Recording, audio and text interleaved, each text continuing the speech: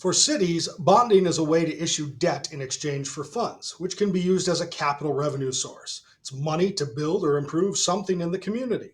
To do this is common practice. A city becomes an issuer of a bond or a debt of a certain amount to a buyer, who is then paid back over a set number of years with interest, similar to the way you might borrow funds from a bank to purchase a home or a car.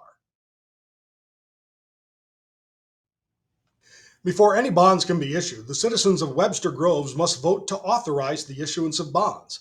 If the authorization is given by the voters, the city can then proceed to issue the bonds, up to the amount authorized. Funds from general obligation bonds can be used for capital expenses, one-time costs, not for operating expenses or ongoing costs.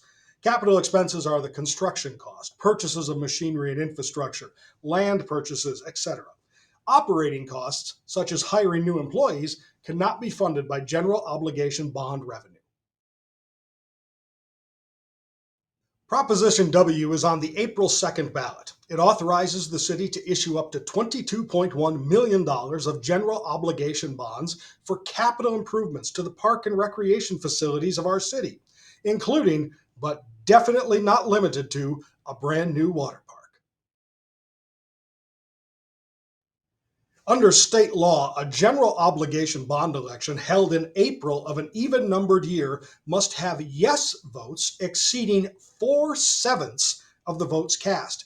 That's anything above 57.14% of voters voting yes.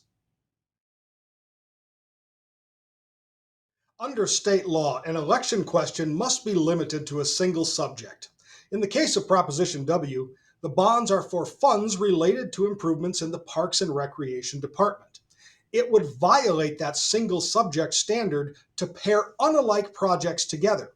As an example, Parks and Recreation couldn't be paired with a new public works building, since the voters have the right to say yes or no to either of the subjects in the ballot question.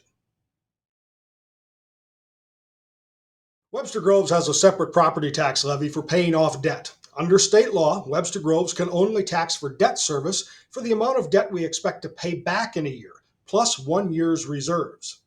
Our current tax rate is 20.1 cents per $100 of property value. Because we are paying off previous debt this year, we can use that same capacity for this new bond without raising the tax rate. This means if Proposition W is passed, the debt service tax rate will remain at 20.1 cents per $100 of value.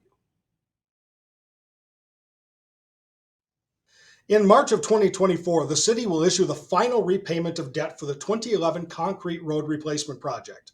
With this debt paid, the existing property tax rate of 20.1 cents per $100 of value can support bonding for $22.1 million.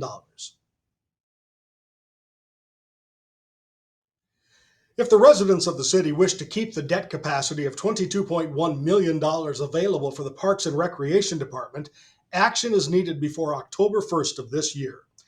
Because the debt from the 2011 concrete road replacement project will be retired this spring, the tax rate would have to be reduced under state law this fall unless voters authorize new debt. So, if the voters wish to not increase taxes in the future, action to authorize the debt is needed now in early 2024. For example, an election held in November of 2024 would be after the tax rate was reduced, and it would therefore be a tax rate increase measure.